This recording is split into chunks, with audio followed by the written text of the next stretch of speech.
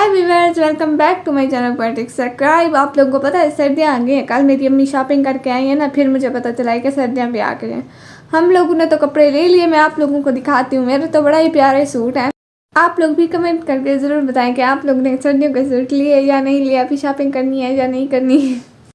और हाँ, मैं सोच रही थी कि नेक्स्ट वीडियो किस लिए बनाऊँ, मतलब कोई टॉपिक, कोई आप लोग मुझे कमेंट करके ज़रूर बताएं कि मैं किस लिए बनाऊँ, मतलब किस टॉपिक पर बनाऊँ। और हाँ, अब देखिए आप मेरे सूट।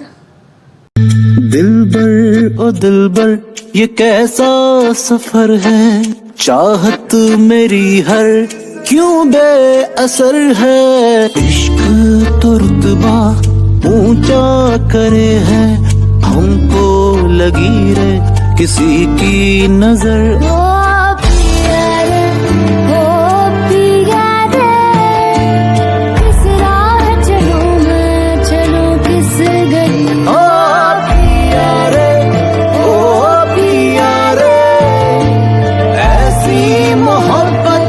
नफरत भली मैं असीरे मोहब्बत हो गया मैं।